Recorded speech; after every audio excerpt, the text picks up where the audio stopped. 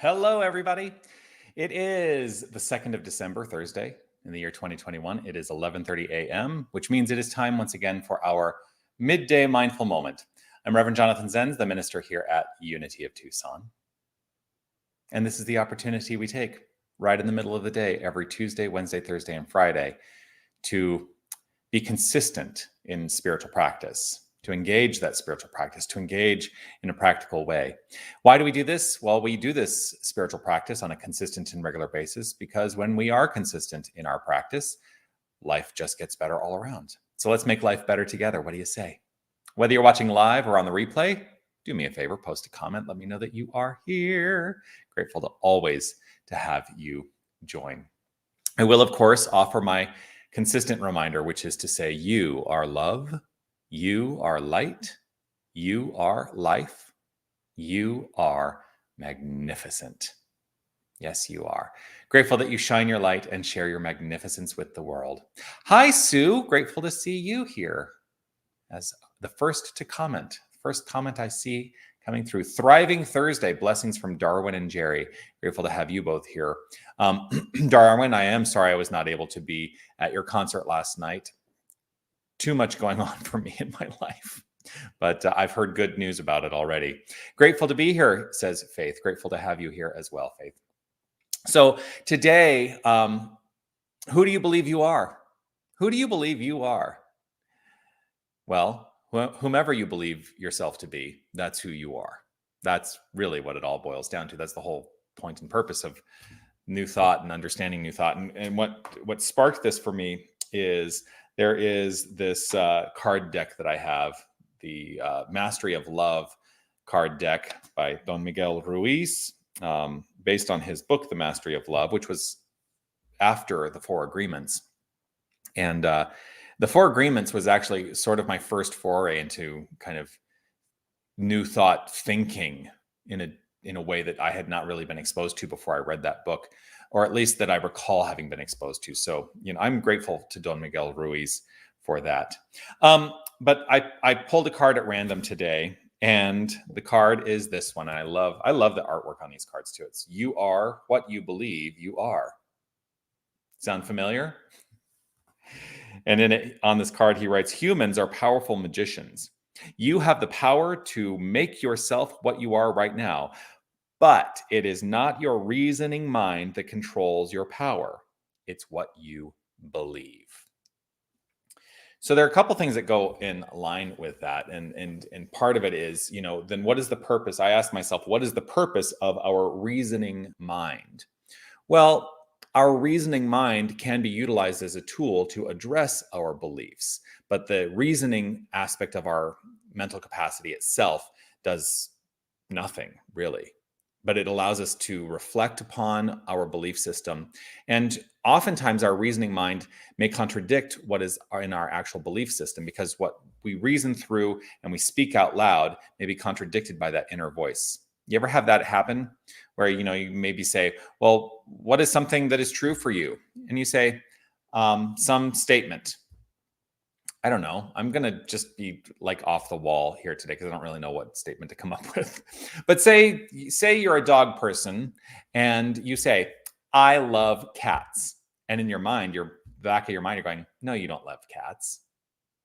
Now, I love all animals. So it's not meant to say that anyone is right or wrong. I love all animals, but that's just me. But that small voice at the back of our mind, that is something that we should pay attention to, because if our reasoning mind is saying, "I love cats," because we think it will appease the people that we are around, and that is sometimes the way the reasoning mind is utilized, is to appease our surroundings, to fall in line with our circumstances and our surroundings.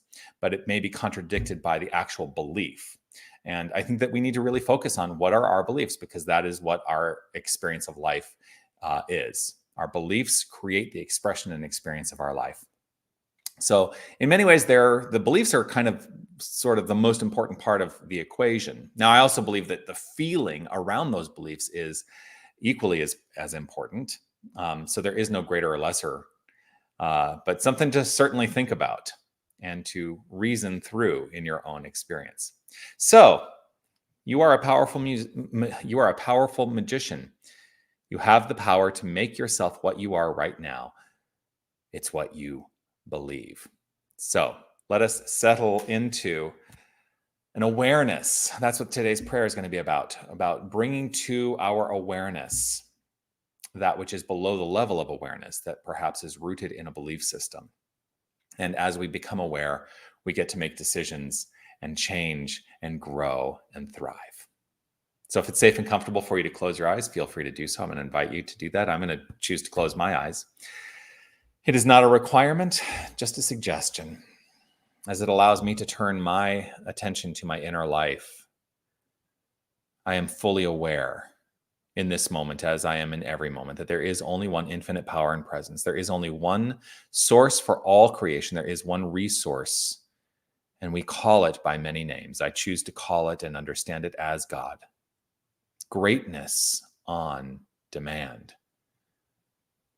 This is who I am. This is who each and every one of us is. We are this very power. We are this very presence.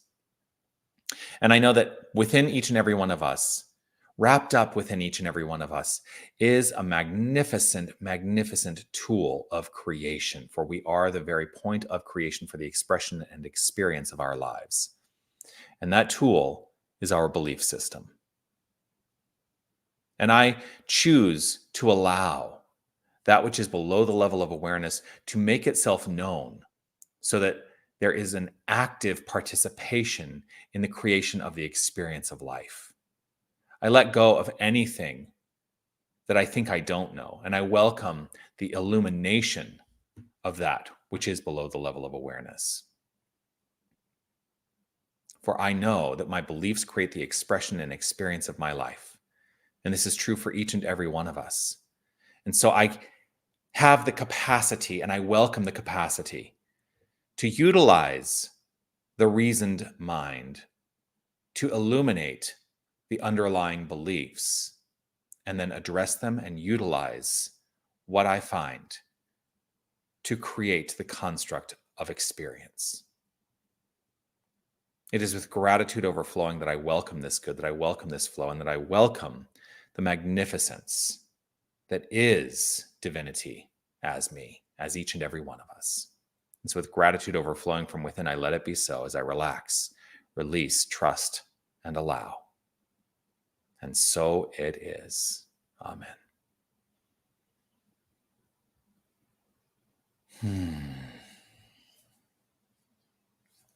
So it is. I do see that William and Anita joined. Good morning from them to everyone. Sherry, yeah, I made it. Sherry, also one of my first readings back in 2003. Took a few years for it to sink in. Yep, I get that. Our vibrational energy is always truth versus our words and our thoughts. Yes, and yes, yeah. Well, the vibrational energy is the construct of the belief system. You know, the belief system is the vibratory energy that is. Darwin is asking, how do you change a belief system? Well, how do you change a belief system? Isn't that the whole work we do? This is one tool. Prayer is one tool to address our belief system. The thing is, many people think that you pray once, it's done. And that can be the truth if your conviction behind the prayer is such that the one prayer does the work. But if it doesn't, you keep up with the work. That's how I have found that my belief system has shifted. It's being consistent in the spiritual work that I do. And most of that is in prayer. A lot of it is through meditation. So keep at it. Keep at it. If you find that there is doubt in mind as you work through the belief system, keep in the spiritual practice. That's how it's done. That's what I teach. I trust that's helpful. So do join me again tomorrow for the Midday Mindful Moment. I will be back at 11:30 right here on Facebook and YouTube, both live. Also, if you have not, continue to comment. Thank you, Sue. Grateful to see that gratitude. Continue to comment. If you're watching on the replay, please do submit some comments and share the prayer. Share this video. Let people know that the power to change their lives is entirely rooted in their belief system. And so as we address it and uncover it and address it and uncover it, we are making our lives better. Also, do please send some love this direction. If you're on Facebook, use that love reaction, the icon. If you're on YouTube, give me a thumbs up. Just helps. It helps spread the love. That's it. You know all the typical stuff. Join me on Sundays. You can join on Wednesdays as well for various forms of spiritual practice. There's guided meditation virtually on Sunday mornings at 9 a.m. Arizona time. We have our Sunday celebration that is virtual and in person here at Unity of Tucson. That's at 10 o'clock on Sunday mornings. Wednesday evening spiritual practice virtual only at 6 p.m. Every Wednesday. Just through the end of the year, though. I'm discontinuing that in the new year because I'm going to start teaching classes on Wednesday evenings. That will be in person, but also there will be a potential for that being online. If you want to know more about classes, go to unitytucson.com. Right on the top menu is the thing that says classes and workshops, and you can see what I'm teaching starting January 19th. All right. Peace and blessings to you. I will see you all tomorrow. Love you. Bye. Namaste.